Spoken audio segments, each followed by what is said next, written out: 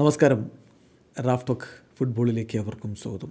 ഇത്തവണത്തെ world cup qualifier മത്സരങ്ങൾക്കായി അർജൻറ്റീനയുടെ കോച്ച് ലയണൽ സ്കലോനി ടീം പ്രഖ്യാപിച്ചപ്പോൾ അതിലൊരു സർപ്രൈസിങ് താരം എന്ന് പറയാവുന്ന തീർച്ചയായിട്ടും ടാറ്റി കാസ്റ്റയോനസാണ്.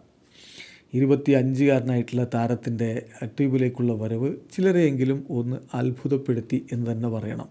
മുന്നേറ്റ നിരയിൽ സിരിയ ക്ലബ്ബ് ലാസിയോക്ക് വേണ്ടി കളിച്ചുകൊണ്ടിരിക്കുന്ന താരമാണ് വാലന്റൈൻ മാരിനോ ഹോസെ ടാറ്റി കാസ്റ്റയോനസ് ഗിമനസ് എന്ന് മുഴുവൻ പേരുള്ള ടാറ്റി കാസ്റ്റയോനസ്. ഇദ്ദേഹത്തെക്കുറിച്ച് ചില കാര്യങ്ങൾ തീർച്ചയായിട്ടും ആരാധകർ അറിഞ്ഞിരിക്കേണ്ടതുണ്ട്. റിവർ പ്ലേറ്റ് നിന്നെ വേണ്ട എന്ന് പറഞ്ഞ് റിജക്റ്റ് ചെയ്ത കളിക്കാരനാണ്. ചിലിയൻ ദേശീയ ടീമിൽ കളിക്കാൻ അവസരം വന്നിട്ട് അത് വേണ്ട, ഞാൻ അർജൻറ്റീനക്കായിട്ട് തന്നെ കളിക്കും എന്ന് പറഞ്ഞ് കാത്തിരുന്നവരാണ്.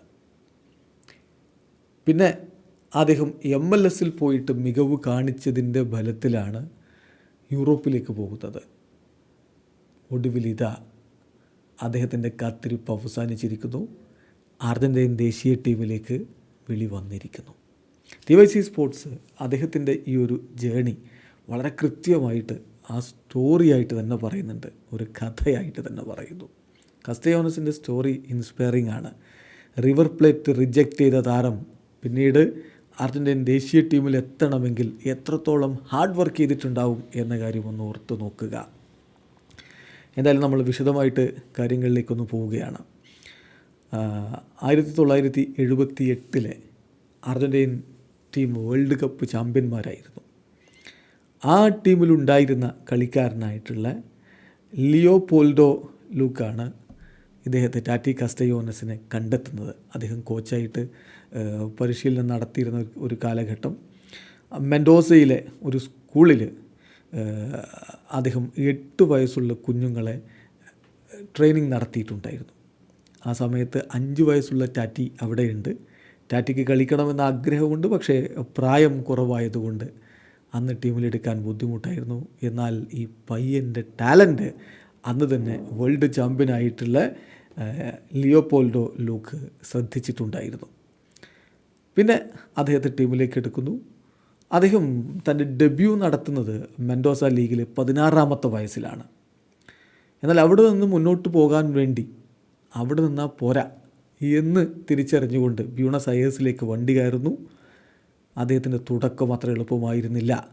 റിവർ പ്ലേറ്റിൽ ട്രയൽസിന് പോകുന്നു. ആ ട്രയൽസിൻ്റെ ആദ്യ ഘട്ടത്തിൽ മുന്നോട്ട് പോയെങ്കിലും സെക്കൻഡ് ഫിൽട്ടറിൽ 2-ാം ഘട്ടത്തിൽ അദ്ദേഹത്തെ റിജക്റ്റ് ചെയ്യപ്പെട്ടു. പിന്നീട് അദ്ദേഹത്തിന് അവിടെ നിന്ന് റിജക്റ്റ് ചെയ്യപ്പെട്ട് ലാനൂസിലേക്ക് പോകാൻ വേണ്ടി ശ്രമിച്ചപ്പോൾ ഫിസിക്ക് പോരാ എന്ന് പറഞ്ഞുകൊണ്ട് അദ്ദേഹത്തെ റിജക്റ്റ് ചെയ്തു. 17-ാമത്തെ വയസ്സിൽ അദ്ദേഹം പിന്നെ ചിലിയിലേക്ക് മൂവ് ചെയ്യുന്ന കാഴ്ചയാണ് നമ്മൾ കാണുന്നത്. ചിലിയിലേക്ക് മൂവ് ചെയ്ത് അവിടെ നിന്നാണ് പിന്നീട് തൻ്റെ ഫുട്ബോൾ അദ്ദേഹം വളർത്തിയെടുക്കുന്നത്. ചിലിയൻ ക്ലബ്ബായിട്ടുള്ള യൂണിവേഴ്സിഡാഡ് ഡി ചിലിയിലേക്ക് അദ്ദേഹം പോകുന്നു. 2017-18 ഇത് സംഭവിക്കുന്നത്. അവിടെ വെച്ചുകൊണ്ട് അദ്ദേഹം പതിയെ തൻ്റെ കളി തിരികെ പിടിക്കുകയാണ്.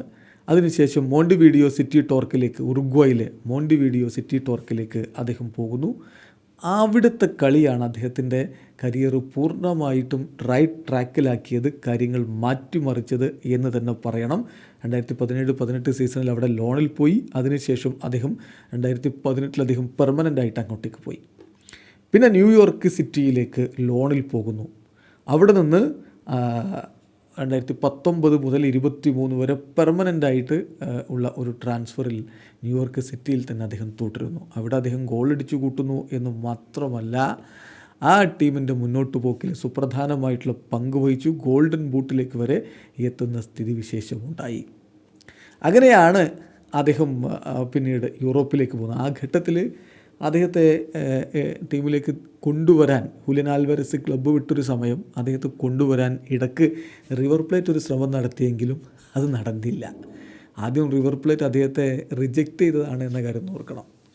ഏതായാലും പിന്നീട് റിവർ പ്ലേറ്റിലേക്ക് പോകാതെ അദ്ദേഹം ജിറോണയിലേക്ക് ലോണിൽ പോകുന്നു. യൂറോപ്പിലേക്കുള്ള എൻട്രി അവിടെയാണ്. 2022-23 സീസണിൽ ജിറോണയിൽ കളിക്കുന്നു. ന്യൂയോർക്ക് സിറ്റി FC-യിൽ നിന്ന് ലോണിലാണ് അദ്ദേഹം ജിറോണയിലേക്ക് പോകുന്നത്.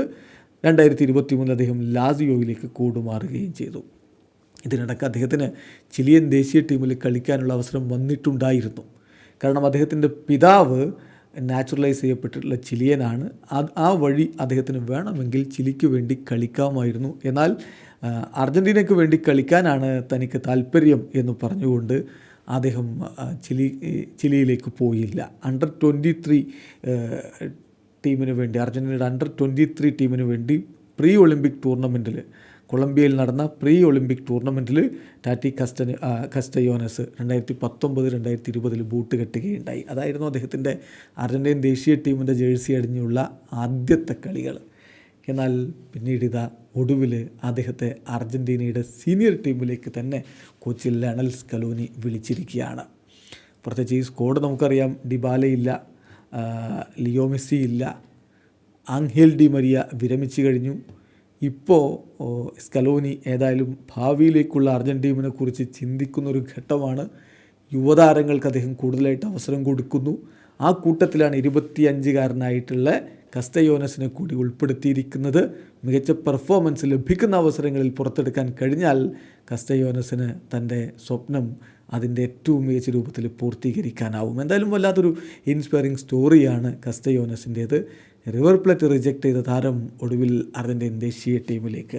എന്തായാലും അർജൻറ്റീനയുടെ അടുത്ത 2 മത്സരങ്ങൾ വരുന്നത് സെപ്റ്റംബർ 5-നും സെപ്റ്റംബർ 10-നുമായിട്ടാണ്. ഇന്ത്യൻ സമയം പറയുമ്പോൾ സെപ്റ്റംബർ 6-ന് പുലർച്ചെ 5:30 ചിലിക്കെതിരെയും സെപ്റ്റംബർ 11-ന് പുലർച്ചെ ഇന്ത്യൻ സമയം 2 മണിക്ക് കൊളംബിയക്കെതിരെയും അർജൻറ്റീന കളിക്കുന്നു. ആദ്യ മത്സരം ഹോം മത്സരമാണ്, രണ്ടാം മത്സരം എവേ മത്സരമാണ്. വീഡിയോ അവസാനിക്കുന്നു. ഫുട്ബോൾ ലോകത്തെ കൂടുതൽ വിശേഷങ്ങളുമായി റാഫ് ടോക്സ് കൊണ്ടുവെത്താം.